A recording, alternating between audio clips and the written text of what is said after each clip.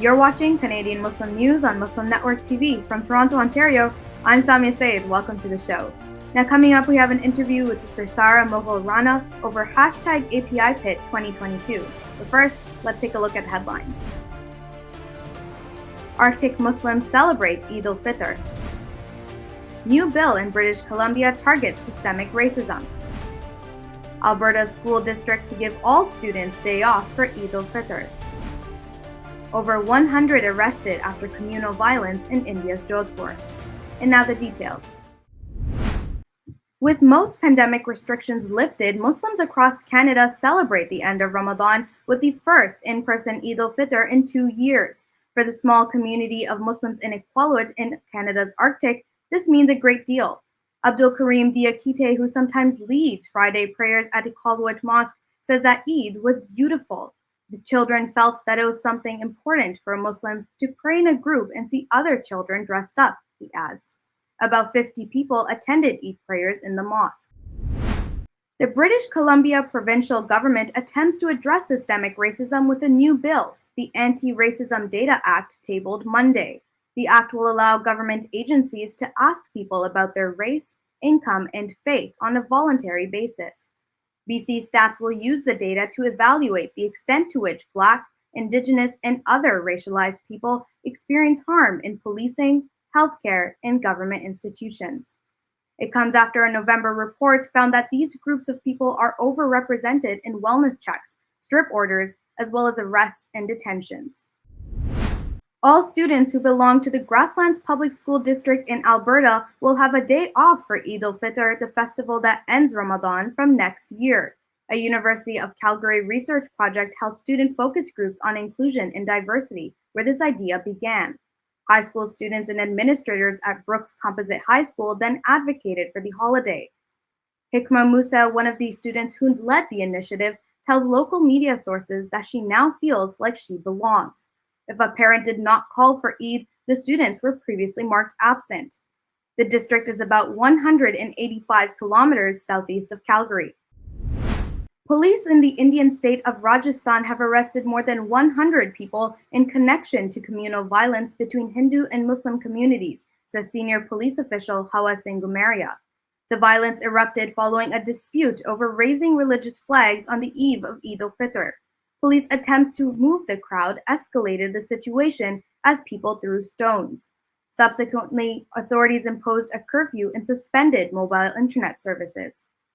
Last week, a group of 108 former Indian bureaucrats wrote to Indian Prime Minister Narendra Modi to express concern over an escalation of violence against the minority communities, particularly Muslims, across several Bharatiya Janata Party-ruled states. That's it for the news. Now with us is Sister Sarah MUGHAL, a social media manager and entrepreneur that is centered in Toronto, Ontario. She is also the co-founder of hashtag Apipit, a pitch event for self-identifying Asian and Pacific Islander creators. And that's what she's here to speak to us about today. Welcome, Sister Sarah. It's great to have you here. Assalamu alaikum. Thank you for inviting me. Walaikum salam. Sister Sarah, I very briefly went over what hashtag Apipit is, but can you tell us a little bit more about it? Yeah, so hashtag Apipit is a event that was co-founded with myself and other Pacific Islander and Asian writers. And our goal is to connect illustrators, artists, creators, and writers with industry executives like agents and editors to help them break into the traditional publishing industry. Mm-hmm. And is this a global effort or is it just Canadian? Oh, it's global. The point of this is to connect people who are both diaspora but also homeland writers. That's why it's self-identifying, because we don't want to police who can participate. Also, the traditional publishing industry is not just centered around the West. People from different parts of the world can be published into the Western market. Mm-hmm. And you just said that a few of you got together and started the event, but what really kickstarted the event? What made you think that you had to create something like this? So there are other pitch events that exist. In fact, my start into writing was through a popular mentorship program called Pitch Wars, and they also have their own pitch event, which I think ended actually this year. The issue was that most of these pitch events are dominated by people who are not Asian or Pacific Islanders, and are often white, and they have stories that are important, but you don't have a lot of representation when it comes to Muslims, brown people, Asian people in general. So our goal was just fill that gap. And when I was approached to help co-found this, I agreed because not only am I Asian, I believe in helping represent Asian and Pacific Islander people, especially with the growing hate against these groups. Mm-hmm. So tell us about the event this year. How would it look like? So just like last year was our inaugural event. It was the first time we had ever done it. It's the first time that there was an API event centered for these groups on Twitter. Mm-hmm. And this year we are going to just, bolster off that success. Our goal is to have it after Ramadan. Last year we actually had it during Ramadan. And so I want to make sure that it's accessible for Muslims. It'll be after Ramadan, inshallah. And it's going to be the same thing, which is artists and creators and writers can pitch their stories on Twitter. Obviously, your pitch has to fit the Twitter word count. But other than that, agents then like pitches that, resonate with them. And then writers, creators, and illustrators and artists, if they have likes from agents and even editors, they can submit their work. Again, they have to make sure that they research and follow the guidelines of the agents and editors. But other than that, we're hoping that we can connect more people. We have had a lot of great success stories, alhamdulillah, from last year. Mm-hmm. And is there a specific reason that you hold it in May? So May is actually Asian Heritage Month. And so we want to make sure that we can highlight, that Asian people matter, but also that we are not a monolith. I think often when we say Asian, what do we actually mean? Most times it means East Asian. In fact, just the other day, I saw people promoting API events, but it was only East Asian writers. And so I'd actually called those people out and said, this is not what API means. API, first of all, has PI in it, which means Pacific Islanders, but also Asia includes Central Asia, West Asia, and South Asia. These are a lot of important groups of people who are also being persecuted within Asia, especially like Turkic groups, like the Uyghurs, for example. And we shouldn't erase that representation. So that's why the need exists, and that's why we're holding it in May, because we want to shed light on the diversity of Asia and the Pacific Islands. Mm-hmm. Now, you said it was actually the inaugural year last year. Can you tell us one story that you remember or it stuck out to you from last year that you can share with us now? Yeah, so there were actually a couple. I think the one that stuck out the most was this middle grade novel about taking place in Hawaii, actually. And I saw that pitch, and I remember I was like, wow, I really wish the story would get picked up. And actually, a few weeks later, I found out that the author got agented, and now their book is coming out. So it's crazy to see that stories that start off as literal pitches on Twitter are now turning into novels that will, inshallah, be accessible in virtually any bookstore. So yeah, I think that one was the one that resonated the most with me. And how do you find the agents to participate in the event? A lot of work. So what we did last year, I think starting from November, was we did a lot of different outreach efforts. I think the majority of our work is actually outreach. So this includes spotlighting authors and agents and illustrators. And we would interview them, we would reach out, we would give them a bank of questions to answer, like, on a document. We would make graphics on Canva that would feature those authors. I would be hosting every Friday something called API Friday, which stands for API Friday. And it's where I would interact with anyone who's on Twitter around that day.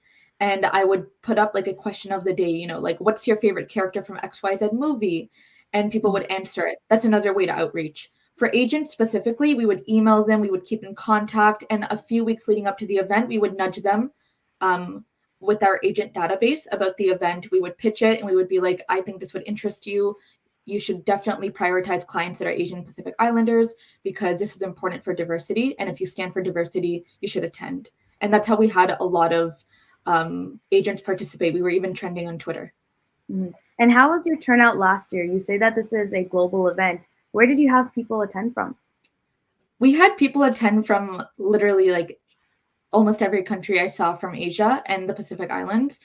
And like I said, we were trending on Twitter in Asia at one point, which means that not only were people participating that I self-identify, they were participating from those regions. So you know how Twitter obviously caters to whatever geography you're from.